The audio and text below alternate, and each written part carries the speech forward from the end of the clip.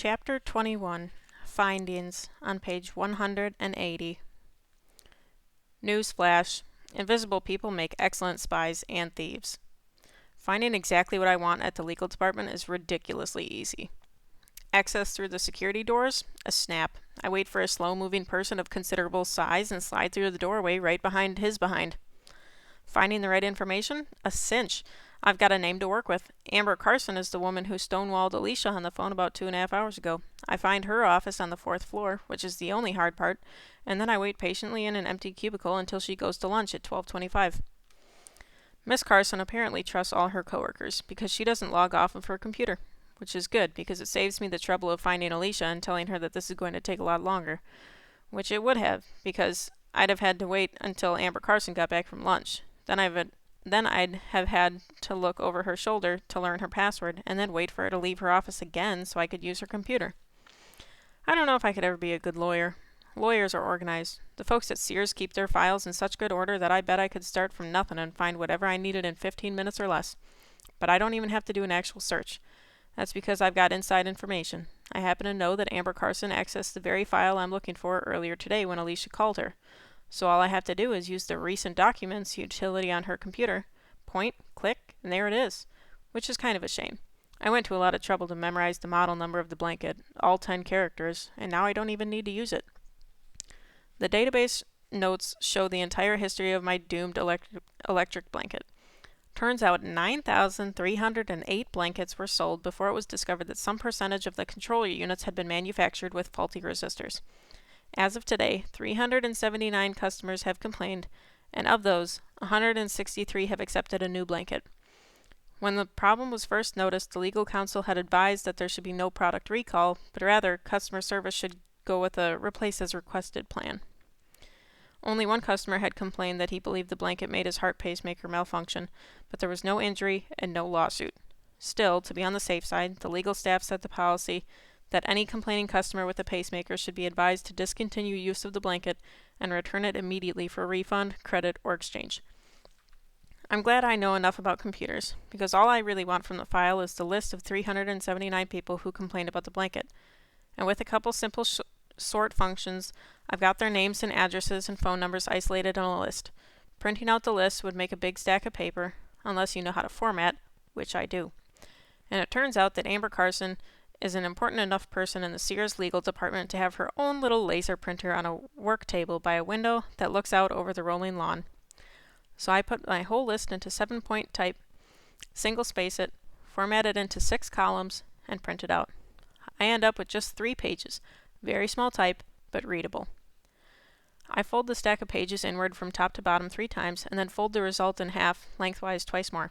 What I end up with is a wad of paper about 1 inch wide and 2 inches long, the perfect size to stick up into my left armpit. Gross and uncomfortable, but effective. As long as I keep my left arm clamped against my side, the paper is completely hidden.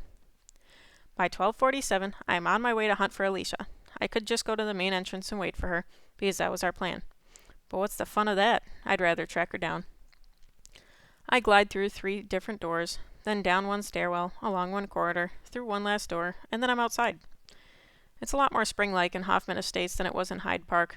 People are all over the place, eating lunch, resting, talking with friends. They look like creatures who have crawled out of burrows to soak up some sunlight, except for the smokers. There's a little group of them outside almost every doorway, standing around, looking sort of defensive. They're not outside for the fresh air. I hold my breath when I go past so I don't have to smell that stuff.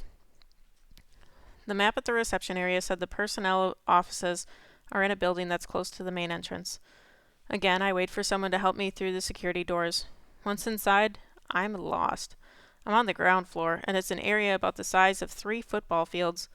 There are partitions and corridors, nice offices around the perimeter, paintings and posters everywhere, bright and cheery, but it's still like a maze. This is an employees-only area, so there are no signs, no helpful maps or diagrams, except for the occasional emergency evacuation poster. So I just wander. My shoulder is aching, and my arm is starting to go to sleep from the pressure of the clump of paper in my armpit. I'm almost ready to give up and head for our rendezvous point. Spot.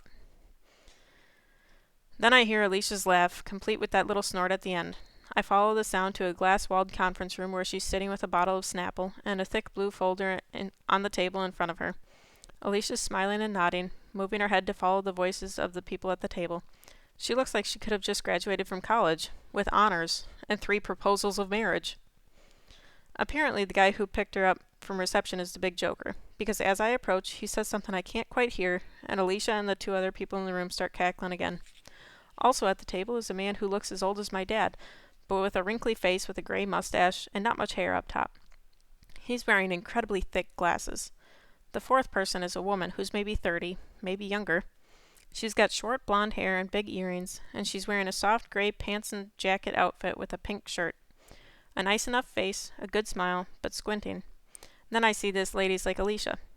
She's got a white cane on the floor by her chair. The meeting's just breaking up, and I'm outside looking in. I get too close to the glass, and my breath fogs it up, so I move back a little. I watch Alicia. She shakes hands, first with the older man and then the woman. The smiles and hand clasps are so strong, so real and warm. And it's like this wave sweeps over me, and my eyes get blurry, and I swallow hard. Alicia takes the arm of the younger man, and I turn and walk away fast. I don't want her to know I saw any of this. I don't want her to feel like I've been spying on her. I know she came on this trip to help me out. But this meeting she just had, these people she's met and talked to and laughed with, this is something she's done on her own. It's part of her life, not mine. It's got nothing to do with me. I'm in the reception area when Alicia and her guide appear, and I keep well away.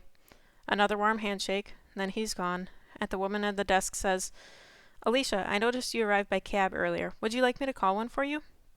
Alicia hesitates, so I hurry over and gently tap on her cane. She's startled, but doesn't show it, and then says to the lady, "Yes, that'd be great. And be sure the driver knows that this is a ride to Hyde Park in Chicago. Some drivers don't want to go that far. And thank you." "Certainly. We get good service from the local cab company. They'll take you wherever you need to go. There's a bench to the left outside the front entrance if you'd like to wait outdoors. Otherwise, I can show you to a seat inside the doorway." Alicia smiles again, says thanks, and heads for the doorway. Thinking I'll be helpful, I take hold of her cane in front of her hand. She stops and shakes her head sharply. I pull my hand away and then follow her outside. I wait until she's found the bench and sits down. No one's near, so I say, "I got in, and I printed out a long list of names. Can I put it in your backpack?" Alicia nods, swings the pack off her back, and unzips the main compartment, holding it open. There in the bag I can see the thick blue folder that she had in the conference room. I glance around, take the list from under my arm, and drop it in.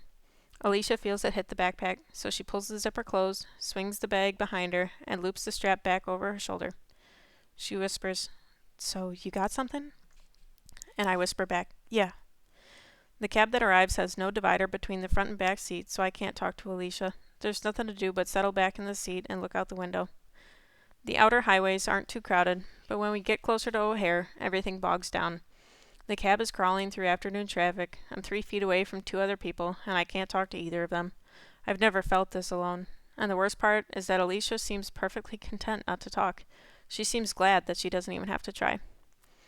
The driver looks up in his mirror and says, "My sister? She works at Sears out in Rockford. Good company, you know? Good benefits." Alicia nods and smiles, then turns her face toward the window. The cabbie makes a few other attempts to get a conversation going, but Alicia just nods or murmurs a little, so the guy gives up and punches up a country station on the radio. It's a slow ride home. It's almost 3, and right on schedule, the cab arrives at my house. I've got the list of names stuffed back under my arm. The driver puts the car into park and says, "That'll be $58, miss." Alicia pushes her door open and I scramble out. Then I lean back inside and I whisper, "Call you later, and thanks."